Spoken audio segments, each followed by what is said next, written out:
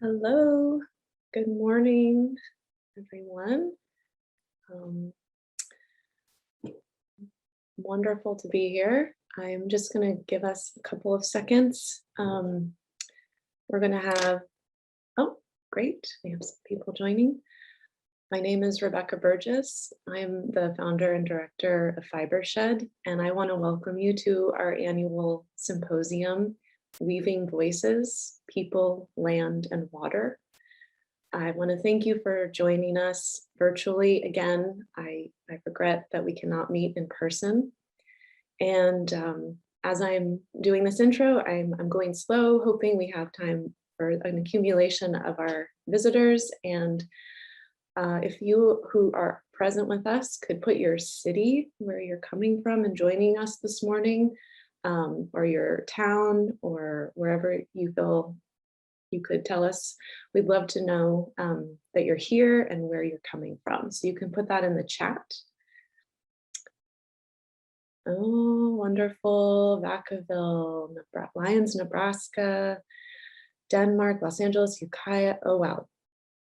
Manchester, England, Quebec, Mill Valley, Pullman, Washington, Berkeley, Pinole, Coast Miwokland, Petaluma, Wales.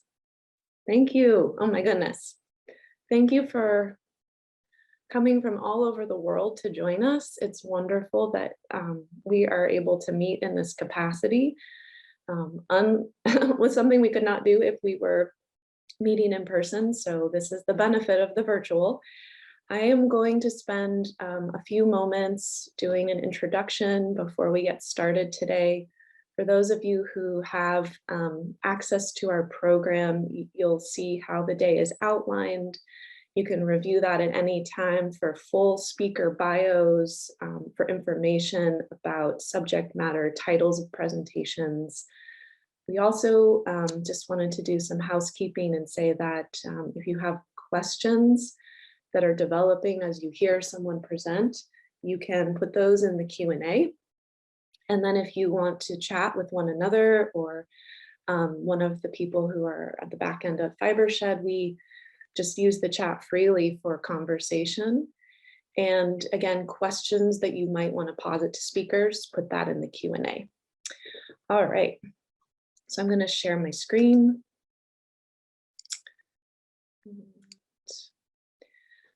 So this year's presentation is truly about weaving the voices of so many of us together globally. Because we're having this opportunity to meet virtually, we are bringing people together from different corners of the world. And this piece of time that we're sharing together is definitely a response to 2020, to COVID, to climate, how the textile industry has responded to those emergencies or has not. We are definitely going to cover those topics today, but I first wanted to start with gratitude for the community that we find ourselves here. I am living just north of what is known as San Francisco in Coast Miwok territory. I am grateful for this beautiful land that we get to do so much work and community building within. And I wanted to just give a shout out to some of those community members so you can see from where you are around the world what our community and landscape looks like. This is a small collage of many hundreds of people who are involved. Sarah Kaiser building shelter for sheep and goats who will be doing fire fuel load reduction projects in neighborhoods in the top left. Derek Esvito planting a multi-species cover crop in his cotton fields at Bull's Farming Company with Canon Michaels there. Roz KD on the left, weaving a tule basket in traditional Coast Miwok and Southern Pomo tradition. On the bottom right, working in the beautiful Learning Center Indigo at our opening with Judy Petit and many participants using fresh leaf to make blue. And the bottom left, the work we are doing to reintegrate animals back into the fields so that they can help us cycle nutrients and bring natural fertility to our cotton, to our rice, to all of the foods and fiber that we raise here in California. Those are goats in a rice field there at the bottom left.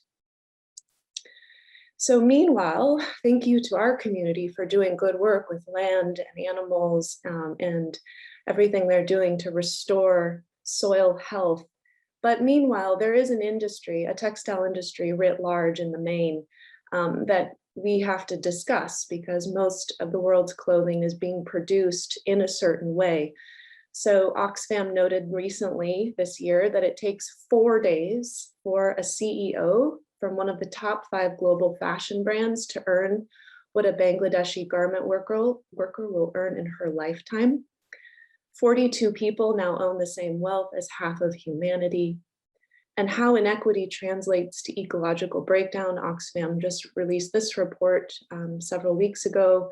The richest 1% of the world's population is responsible for more than twice as much carbon pollution as the 3.1 billion people who make up the poorest half of humanity.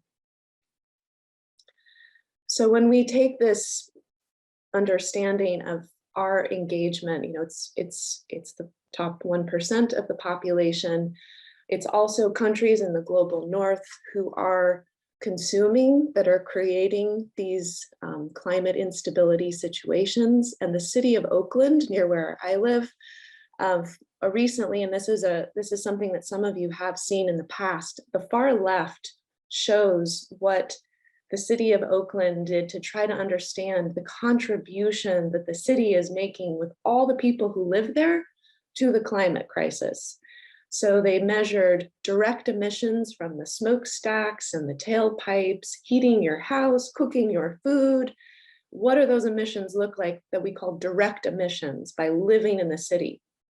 And so there was about 2.7 million metric tons of carbon per year emitted through living, the way that we live here in the global north.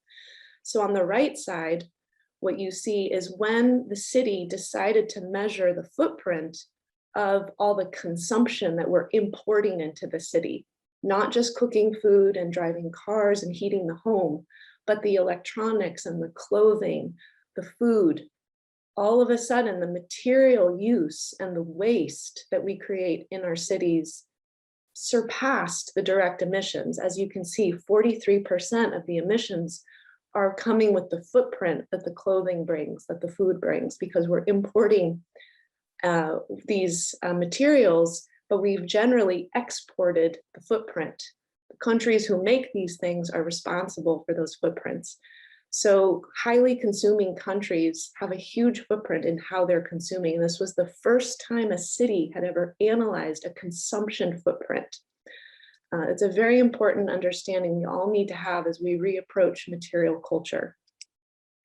And so the details of clothing, recent work that came out of a US PERG interview with Elizabeth Klein, many of you know, waste in this industry, 25 billion pounds of clothing is going to landfill each year, which indicates that brands are overproducing. It is their volume-based business that creates their wealth. And this overproduction has become a business model. And the charities are able to sell 15 to 20%. The rest is exported out of country, and we'll hear more about that today. The emissions associated with the actual textile itself, when we wear clothing that produces plastic lint or microfibers, it's estimated that there's 5.6 million metric tons of synthetic microfibers that have been emitted from apparel washing from 1950 to 2016. Half of that amount was emitted during the last decade. And the reason for that is that clothing production has doubled between the year 2000 and the year 2014 alone. And about 13 billion tons of clothing that's manufactured and overproduced doesn't even make it to market and ends up in this cycle of waste. So there's clothing that gets made but isn't ever getting to the wearer. What you see in the background image is the Atacama Desert in Chile, where they recently disclosed and showed pictures, I think a couple of days ago, of how clothing is being dumped in that desert. More pictures of that are online. So the question is, what does it take for all of our global communities to start recentering a humanely scaled, climate benefiting, fairly compensated natural fiber dye and design systems, textile economy that centers creative freedom? Oshadi Collections founder Nishant Chopra in Chennai, India, reminds me all the time, everyone involved in the making of clothing has a creative impulse. The designs often come out of Europe and the United States and are made elsewhere, or in the case that we'll talk about today, made in Los Angeles, California. But everyone involved in the cutting and the sewing and the spinning and the farming, they all have creative impulse and vision. But often those creative impulses and vision are not valued or understood or taken to light when we design a textile economy. So in this system, we want to elevate everyone's participation from soil to soil. So that would mean who is farming is important. What is their creative purpose and vision for their life? How are those materials coming to be? Who is processing them? Who is designing? Who is wearing? And then eventually, after many reclamation attempts, can our clothes become microbe food? And can they biodegrade? This is the system that will bring value to all the people, plants, four-leggeds, and animals and soil, but how do we achieve that? That's the question we're all asking, I believe. There's so many people in this movement. Fibershed is clearly a part and parcel of a very big movement that is afoot. So together, we are building the capacity, and I say this with so many other people involved in this, for a global farmer, rancher, mill worker, cut and sew worker, tailor, designer, responsible brand, secondhand market entrepreneur, and wearer movement. We're all part of this redesign, re-envisioning, and reclamation process to own the textile culture, not just this big economy, but how do we create a textile culture? So we're unified by a mission to balance power in this industry and establish an ecologically sustaining and dignified textile economy. I'm going to pause for one moment and ask that the tech folk bring up a poll. We just found out this morning. We'd like to ask you to identify yourself if you are ranching, farming, making, processing, a brand representative, or other. You can let us know now. Yeah, poll's up, Rebecca, for you. And the poll is up. I can't vote, but you can all vote, right? Yeah, so there's about 50% of the people have voted, so we're just waiting for that to get up about 75%. Okay. And then we'll, you just let us know you wanted to end it. I'll jump back in a sec. We're at about 70% right now, so we'll give it another 10 seconds. Great. All right. While you're answering that, we're getting up to about 75% of you to answer. I want to really be very clear that this transformation is going to take investment. It's going to take investment by governments, by brands, by social entrepreneurs, impact investors, and it's going to, the money needs to, the values that money is deployed into need to be shaped by all of us. The money needs to respond to the needs. All right, we're Rebecca, the poll is it's good. If you want us to go ahead and end it and show the results. Yes, please.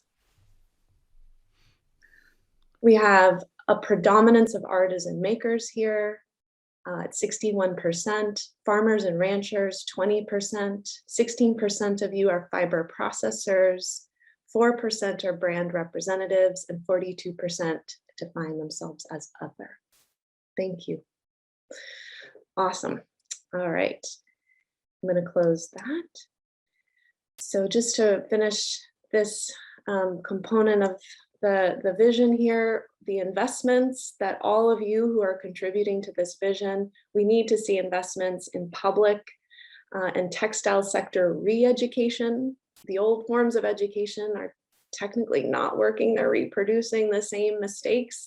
We need vocational training in soil-to-soil systems, and we need new infrastructure in these systems for manufacturing, distribution, upcycling, recycling, and biodegradation. all of which need to be decentralized and operated within democratically run workplaces. That is the vision that so many people are upholding parts of. So quickly, just to say that the vision, as mentioned, is being implemented. There's progress afoot. So many people, Remake, Garment Worker Center, international labor unions, there's so many people doing good work. And in September of 2021, we saw an international accord for health and safety within the garment and textile industry, which was a 26-month legally binding agreement to make ready-made garment factories safe. And there's a series of benchmarks within that accord that I recommend you look at. Of course, there's so much more work to do in this vein of creating safety in the workplace. But this was a very important foundational stake in the ground. September of this year as well, California's Garment Worker Protection Act was signed, SB 62. 20 years of organizing by the Garment Worker Center has led to the ending of the piece rate for 45,000 skilled textile workers and the increase of brand accountability. Los Angeles is the largest garment hub in the United States. We will get to hear more directly from the Garment Worker Center in just a moment. And October, 140 unionists met to discuss the implementation of global supply chain strategy and growing and strengthening union membership in an industry where the garment workers often find themselves at the bottom of the value chain. So this post-COVID organizing has been very rich internationally. And we're glad to see that, because in my community, artists who make the scarf I'm wearing or the shirt I'm wearing, they're often saying, how will we start to value things that are made with care? And how will we start to see, how will society begin to value? Part of that is level setting.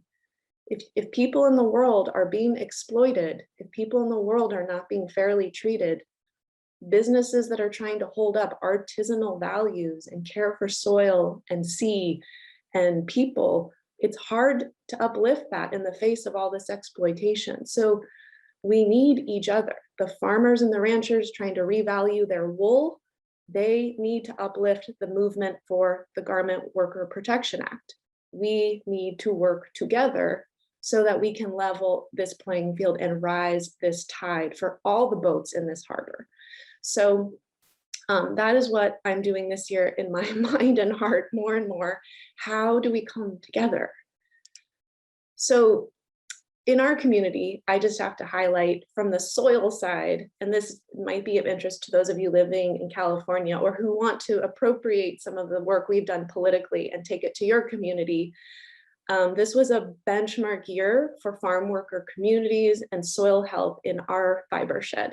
So farm worker safety and well-being received $165 million of earmarked investment, which will be deployed through different programs at the state level in California.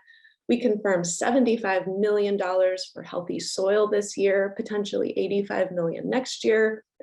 There's been a $50 million line item to help groundwater recharge, which you'll hear about later today, and wildlife habitat development in our farmlands. Conservation agricultural planning to help farmers plan how to heal the land, $17 million, and biologically integrated farming, $2 million. So how do we use natural integrated pest management and move away from synthetic chemistry inputs? All really important and huge investments in agriculture. So pivoting back, that was soil, back to skin. We are going to have a dialogue, a frontline dialogue with those and who are working in this industry, who we are building this movement with. The context setting here, just to remind ourselves, 75% of those who make our clothing in the world are women. Fibershed is very much a women-led organization. We see a preponderance of women's leadership and women's intrinsic values embedded into the textile system. And we do believe that solutions, and we've seen this in our home community, solutions to problems are best defined by those who are most impacted by any situation. And those solutions that those who are most impacted by, that they come up with, these are the most lasting solutions. the results have in perpetuity continuum. So I will stop there. I'm going to not Rebecca, share can I my, just jump in real quick? It's Gavin. I of just wanted course, to know if you, I didn't want to interrupt you earlier, but I wondered there was 42% of the people said that they were other. So we've just put up the poll again. I'm wondering yes, if people wanted to put into the chat what that other was so that we could just record it if you wouldn't mind. Would you mind? I yeah, just thought it would be interesting for you. thank you, Gavin. So if you would like to put any definition around the word other, please take a moment in the chat to do so.